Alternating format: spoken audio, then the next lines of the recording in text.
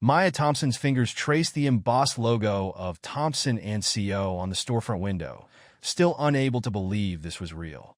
Her collection, her dreams, now had a home in one of the most prestigious malls in Atlanta. "Everything has to be perfect for tomorrow's opening," she muttered, adjusting a mannequin's collar for the 5th time. At 28, she was about to become the youngest black female designer to have a standalone store in Highland Mall. "Miss, we're closing in 10 minutes, a sharp voice cut through her thoughts. The security guard, middle-aged, white, with a name tag reading Roberts, tapped his watch impatiently. "Of course, just finishing up," Maya replied, forcing a smile. She'd gotten used to those looks, the ones that questioned her presence in spaces like this. 7 years of blood, sweat, and tears to get here, she thought. And they still see nothing but my skin color. Her phone buzzed, a text from her mother. "Baby girl, your daddy would have been so proud. Show them what a Thompson can do." Maya's throat tightened. Her father had never seen her success. He died working 2 jobs to put her through fashion school. The memory of him falling asleep at the kitchen table, still in his janitor's uniform, was forever etched in her mind. The next morning, Maya arrived early, her heart racing as she saw the growing crowd outside. Fashion bloggers, local press, and curious shoppers pressed against the glass. "Excuse me," she called out to a group of wealthy-looking women examining her window display. "We're opening in 15 minutes. Would you like to come in early?" One of them, dripping in designer labels, looked her up and down. "Oh, we're waiting for the owner. Is she here yet?" Maya's smile didn't waver. "You're looking at her." The woman's perfectly Botoxed face froze. "Oh, I thought that I was the help." Maya's voice was honey-coated steel. "I get that a lot." Inside, her first customers began streaming in. Maya watched with pride as they admired her designs. Clothes that combined luxury with accessibility, pieces that could make anyone feel powerful. "These prices are actually reasonable," she overheard someone say. "Unlike those stuck-up boutiques upstairs." Then she noticed him, Gerald Maxwell, the mall owner, standing in her doorway. His presence was unexpected. He rarely visited new stores personally. "Miss Thompson," he said, his smile not reaching his eyes. "Quite a turnout." "Mr. Maxwell, thank you for coming," Maya replied, extending her hand. He looked at it for a moment too long before shaking it. "Yes, well, interesting concept you have here. Though I must say, this might not be quite the demographic we typically cater to at Highland." Maya's spine stiffened. "My brand caters to everyone who appreciates quality and style, Mr. Maxwell. Isn't that what Highland Mall stands for?" Before he could respond, commotion erupted near the register. A young black girl, no more than 16, was being confronted by Roberts, the security guard from last night. "Empty your bags," he demanded. "Someone saw you pocketing merchandise." The girl, trembling, opened her shopping bag. Inside was a receipt and the blouse she'd just purchased. Maya rushed over. "Is there a problem?" Roberts barely glanced at her. "Ma'am, please step back. This is security business. This is my store." Maya's voice cut through the tension. "And that's my customer you're harassing." The silence that followed was deafening. Robert's face reddened as recognition dawned. Behind them, Maxwell shifted uncomfortably. The young girl looked at Maya with tears and admiration. You're the owner?" "Yes, baby, I am," Maya said softly, then turned to Roberts. "And you owe this young lady an apology." But before Roberts could speak, Maxwell stepped forward, his face tight with barely concealed anger. "Miss Thompson, a word in private?" As Maya followed him to the back office, her phone buzzed again. This time, it was an email that would change everything. One that proved Gerald Maxwell had specifically instructed his security team to keep certain elements out of Highland Mall. The price tag of success, Maya realized, was about to get much higher. As Maya sat in her office staring at Maxwell's incriminating email, memories flooded back like a tidal wave. 7 years earlier, she'd been on the other side of that security guard's accusation. "You sure you can afford that?" The boutique saleswoman's voice echoed from the past. 21-year-old Maya had been holding a designer dress, saving for months from her waitressing job to buy it for her first fashion industry interview. "Stand tall, baby girl," her mother's words resonated in her head. "They can take everything from us, but they can't take our dignity. Her phone rang, pulling her back to the present. Maya, baby, you sitting down?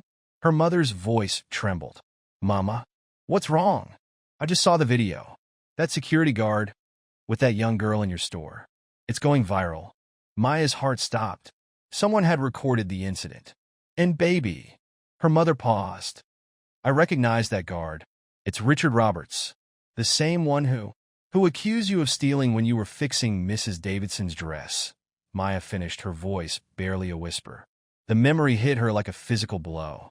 Her mother, Louise Thompson, had been the most sought-after seamstress in their neighborhood. One day, a wealthy client had insisted she come to Highland Mall to fix a dress on the spot. I remember everything, Mama. Maya's voice cracked. You were on your knees, pins in your mouth, fixing that woman's hem right there in the mall corridor. And he tried to arrest me for stealing the very dress I was fixing, Louise completed. Said someone like me couldn't possibly have a legitimate reason to be touching such expensive clothing.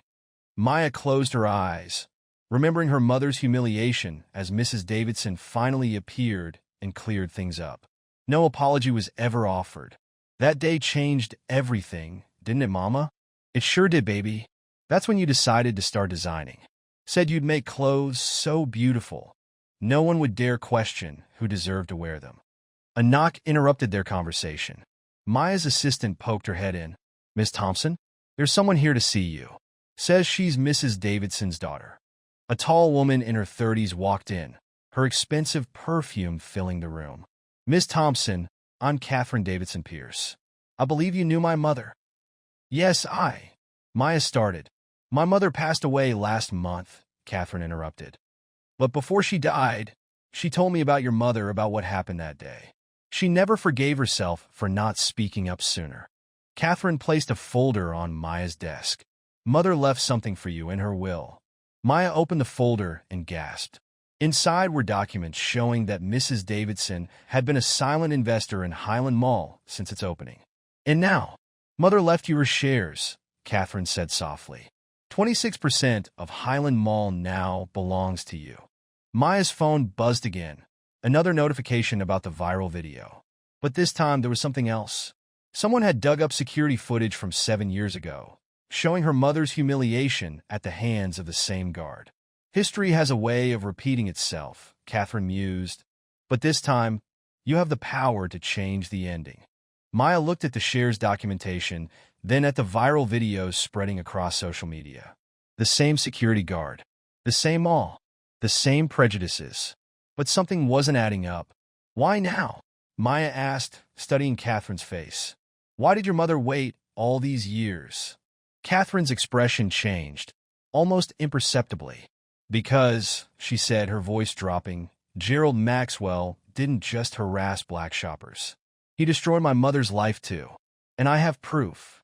3 days after Catherine's revelation, Maya decided to do something risky. Dressed in worn jeans and a simple hoodie, a far cry from her usual business attire, she walked into her own store as a customer. Let's see how they treat me when I'm not Ms. Thompson, she thought, her heart pounding. Can I help you? The sales associate's tone was notably different from how she typically addressed customers.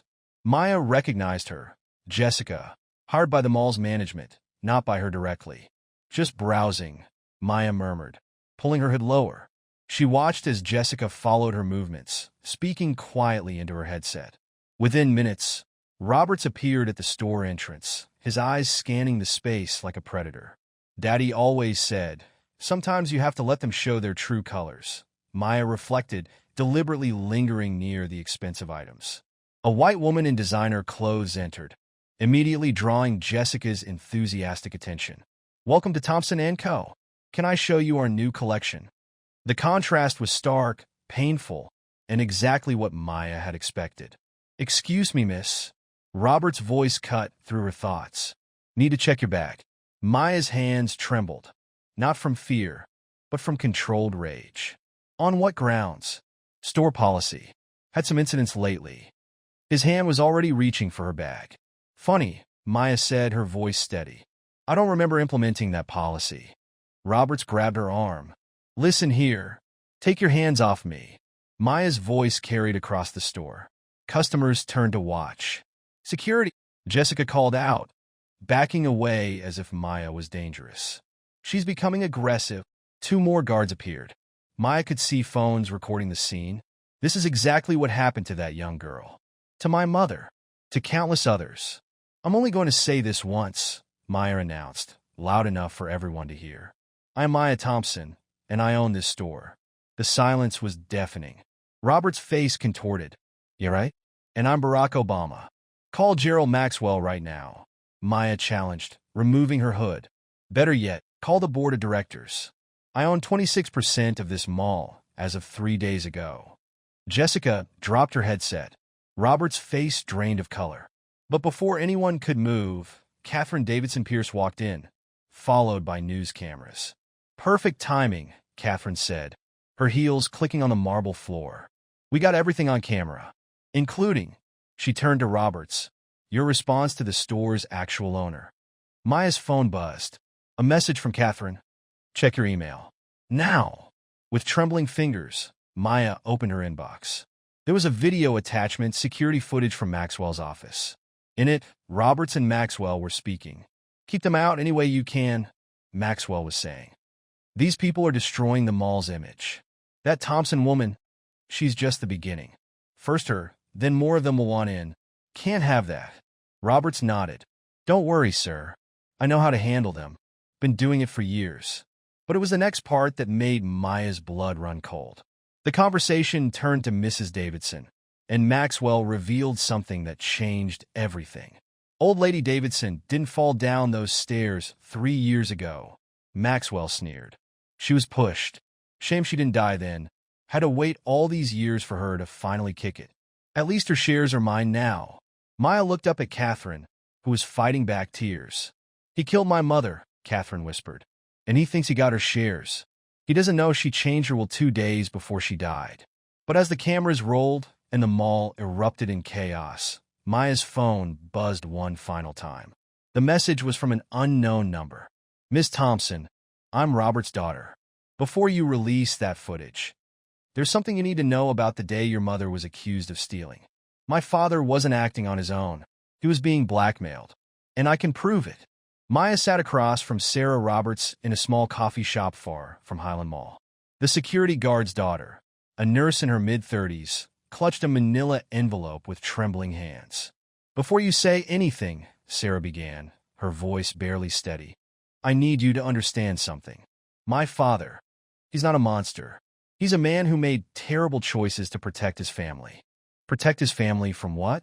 Maya wondered, studying the woman's face, seeing fear, shame, and something else, desperation. 7 years ago," Sarah continued, "my daughter, your age now, was diagnosed with leukemia. We had no insurance. Dad was working 2 jobs, but it wasn't enough." Maya's coffee grew cold as Sarah revealed the truth. Maxwell approached him one day, said he'd pay for Emily's entire treatment if Dad would help maintain the mall's standards. Sarah's voice cracked. "Those were his exact words. And your father agreed?" Maya's voice was barely a whisper. "He didn't at first, but then Maxwell showed him the photos." Sarah pulled out several photographs from the envelope. They showed a younger Roberts at various protest rallies in the 1990s, standing with civil rights activists, holding signs demanding equality. "Dad used to be different," Sarah's eyes welled up. "He was a community organizer, fighting for integration, for equal rights." Maxwell threatened to send these to every private security firm in the state. Said he'd make sure Dad never worked in security again. Maya's mind raced. But why would these photos hurt his career?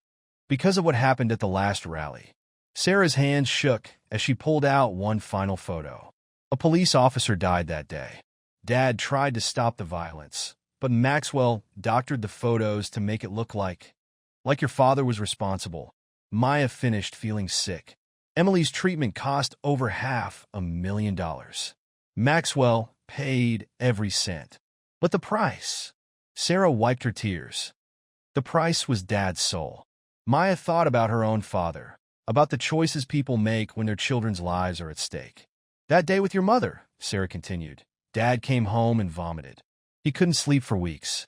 But Emily was in the middle of chemotherapy, and Maxwell kept reminding him what would happen if he didn't play his part. Maya's phone buzzed. Catherine was calling. She ignored it. Why are you telling me this now? Because Emily died last month. Sarah's words hung heavy in the air. The cancer came back, and now Maxwell's threatening to release the photos anyway, saying Dad knows too much about Mrs. Davidson's death. Maya leaned back, her mind spinning. So your father witnessed? No, Sara interrupted. He didn't witness the murder. He witnessed something worse. She pulled out a USB drive. This is security footage from every incident Maxwell ordered over the past 7 years. Every false accusation, every harassment. Dad kept copies as insurance. But why didn't he use it before? Because Maxwell had one more card to play. Sarah's voice dropped. Emily's medical bills weren't paid by Maxwell personally. They were paid through a foundation run by Mrs. Davidson. Maya's eyes widened as the pieces fell into place. Mrs. Davidson was gathering evidence against Maxwell, Sarah explained. The foundation, the harassment records, everything. She was building a case. That's why. That's why Maxwell killed her, Maya finished. Sarah nodded. But here's what Maxwell doesn't know. The night Mrs. Davidson died, she met with my father. She gave him something that could destroy not just Maxwell, but half the corporate empire in this city. Maya's phone buzzed again, this time with a text from Catherine. Where are you? Maxwell's dead. Found in his office. They're saying suicide, but Sarah's phone chimed simultaneously. The color drained from her face as she read the message. Maya, she whispered, Dad's missing. And Mrs. Davidson's files, they're gone.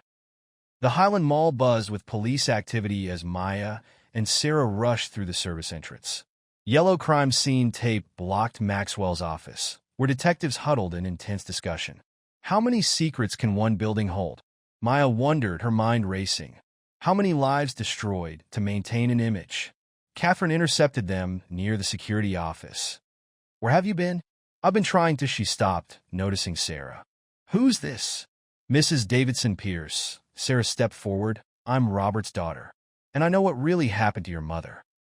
Catherine's composed facade cracked slightly. Then you should also know your father's disappeared with crucial evidence. My father, Sarah's voice sharpened, didn't kill Maxwell. He was protecting something far more valuable than revenge. Maya's phone exploded with notifications. The story had hit social media. Hashtag Highland Mall scandal was trending. Look at this. Catherine showed them her tablet. Comments flooded in. Maxwell was targeting black businesses for years. My daughter was accused of stealing their last month. Rich white man's suicide seems convenient. They're calling it a race war, Catherine said quietly. Everything we've worked for, all the evidence we've gathered, it's turning into a circus. Maya felt the weight of responsibility crushing her. We need to find Roberts before. Ms. Thompson, a detective approached. We need to ask you some questions about your recent acquisition of mall shares. They think I had something to do with Maxwell's death. Maya realized with horror. Detective, she started, but her phone buzzed again. An email from an encrypted address. The truth isn't black and white. Meet me where your mother first taught you to sew. Come alone. Maya's heart stopped. Nobody knew about that place except... I need an hour, she told the detective.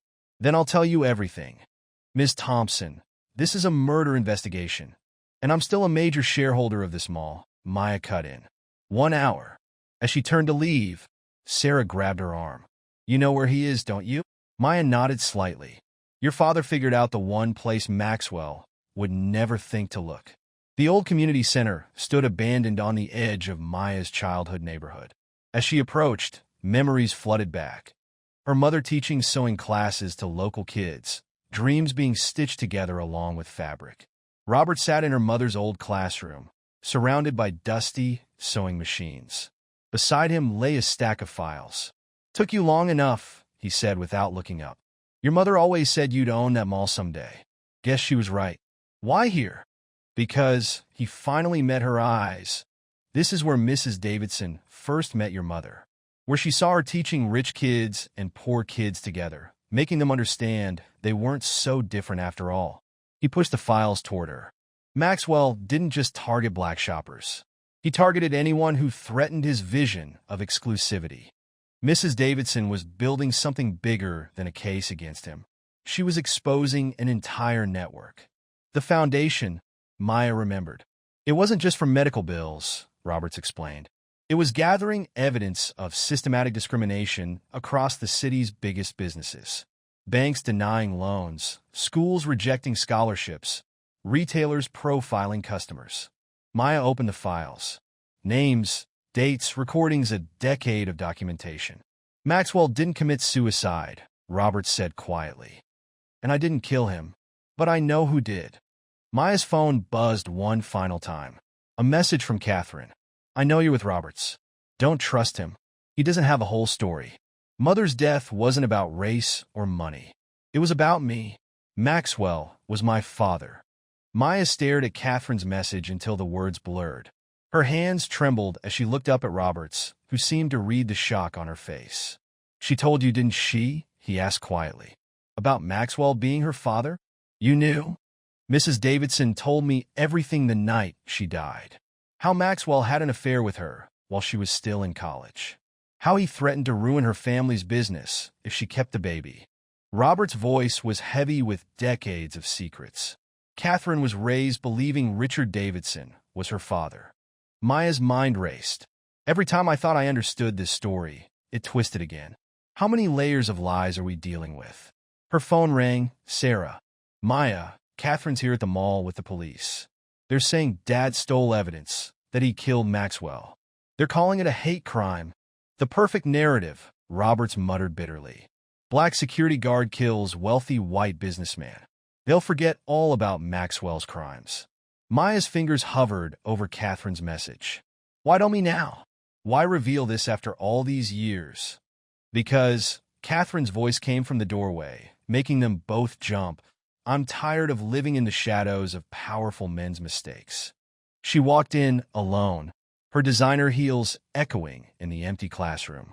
When I found out the truth about Maxwell, about who I really was, I thought I could use it against him. Force him to change. But he just laughed. Catherine, Maya started, but the other woman raised her hand. Do you know what it's like? Catherine's voice cracked. To discover that your whole life is built on lies? That the man who raised you isn't your father, and your real father is a monster who's been terrorizing people who look like your best friends growing up. Maya thought about her own father, about his integrity even in poverty. No, I don't. Mother tried to protect me. She built the foundation, gathered evidence, tried to force Maxwell to change through legal means. Catherine laughed bitterly. But he was always one step ahead. Until what? Roberts pressed. Until I found out I wasn't his only secret child. Catherine's words hung in the air. There were others, all from women he'd manipulated or threatened, all hidden away with payoffs and NDAs. Maya's phone buzzed again. Sarah was calling. She ignored it. The night Mother died, Catherine continued, she wasn't just confronting him about the discrimination. She was going to expose everything. The children, the cover-ups, the stolen money. And that's why he killed her, Roberts finished. No, Catherine's eyes filled with tears. That's why I killed him. The confession echoed through the room. Maya felt the ground shift beneath her feet. You, she whispered. I confronted him about Mother's death. He laughed, said she got what race traitors deserve. Catherine's voice hardened. Then he told me his plans for the mall, about the cleansing he was planning, about how he was going to force out every minority-owned business, starting with yours, Maya. Roberts stood slowly. Catherine, the police are looking for me. They think. I know what they think, she cut him off. That's why I'm here, to make things right. She pulled out her phone, showing them a video. It was Maxwell in his office, arguing with Catherine hours before his death. The truth about Mrs. Davidson's murder, about the secret children, about his plans for Highland Mall, all captured in high definition. I'm turning myself in, Catherine said. But first we need to release this. All of it. Every ugly truth. Maya looked at the woman before her, daughter of privilege, child of hatred, now seeking redemption. There's something else, Catherine added, her voice dropping. Something Mother left in her will that we haven't disclosed yet. Something that changes everything. Before she could continue, multiple police cars' sirens pierced the air, getting closer. They followed me, Catherine realized with horror. But Maya wasn't looking at the approaching sirens. She was staring at her phone, at a new message from Sarah. Don't trust Catherine's confession. Maxwell's not dead. I just saw him enter the mall's underground parking. And he's not alone. Maya thrust her phone into Catherine's face, watching the color drain from her features. Want to explain this? Because either your confession is a lie, or Sarah's losing her mind. He's alive. Catherine stumbled backward. But I saw him. The pills, he wasn't breathing. Roberts moved quickly to block the doorway. Or maybe you just saw what he wanted you to see. All this time, Maya thought, we've been playing someone else's game. The body, Catherine whispered. The body in his office wasn't Maxwell, a new voice finished. Sarah stood in the doorway, breathless. It was his driver, James. They could pass for twins from a distance. Dad figured it out when he noticed the wrong hand was scarred. Maya's mind raced. So Maxwell faked his death. But why? Because, Roberts said grimly, dead men can't be prosecuted. And tomorrow morning, Highland Mall's ownership transfers to an overseas holding company. Catherine sank into a chair. The will. Mother's final amendment. She didn't just leave shares to Maya. She left evidence connecting Maxwell to 3 murders spanning 20 years. Sirens grew closer. Maya's phone exploded with notifications. Social media was alive with sightings of Maxwell at the mall. He's not running, Maya realized. He's cleaning house. Sarah, you said he wasn't alone. Who was with him? 2 men in suits. And, Sarah hesitated, Jessica from your store. Jessica, the sales associate who'd called security on her, who'd been watching, reporting all along. She's his daughter too, Catherine said quietly. One of the hidden ones, the loyal one. Maya's phone rang, her mother. Baby girl, turn on the news. Now! They huddled around Maya's phone. A breaking news report showed Highland Mall surrounded by FBI agents. This is no longer just about discrimination, the reporter announced. Sources say the mall has been the center of a massive money laundering operation, with ties to international criminal organizations. Maxwell wasn't just profiling customers, Roberts explained. He was using the mall to clean dirty money. Every false accusation, every harassment, it was all cover for watching the real targets. And my mother found out, Catherine added. That's what's in her final evidence file. Not just civil rights violations, but international crime syndicate connections. Maya felt the weight of revelation crushing her. So when Maxwell heard about Mrs. Davidson's will, he had to act fast, Roberts nodded. Stage his death, transfer assets, disappear. But first he needs those files, Maya finished. She looked around the old classroom, at her mother's sewing machines, and suddenly understood. Oh my God! Catherine followed her gaze. What? The files, Maya's voice shook. Your mother didn't just know my mother taught here. She stored everything here, didn't she? In the one place Maxwell would never think to look. Roberts moved to an old sewing table, his hands running along its base. False bottom, he muttered. Clever woman. As police sirens grew deafening, Maya's phone lit up with one final message from Maxwell himself. Miss Thompson, I believe we need to renegotiate your lease. Meet me in your store. Alone. Or your mother pays the price for her old friend Louise's cleverness.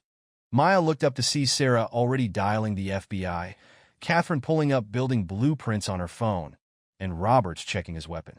But it was the security camera feed on her phone that made her blood run cold. Maxwell in her store, holding her mother at gunpoint, surrounded by racks of clothing she'd designed to make everyone feel equal. Daddy always said, she thought, sometimes you have to risk everything to change anything. I'm going in, she announced. But not alone. It's time to show Maxwell what happens when you underestimate the wrong people. Maya, Catherine grabbed her arm. There's one more thing you need to know about Jessica, about why she's really helping Maxwell. Why? Because, Catherine's voice cracked, she's not just Maxwell's daughter. She's your sister. Maya stood outside her store, her heart thundering against her ribs. Through the glass, she could see her mother seated in a chair, Maxwell's gun trained casually at her head. Jessica, her sister, stood guard by the door. My sister, the daughter Maxwell had with my mother before he knew she was black. Before he abandoned them both. Come in, Miss Thompson, Maxwell called out. Family reunion's waiting.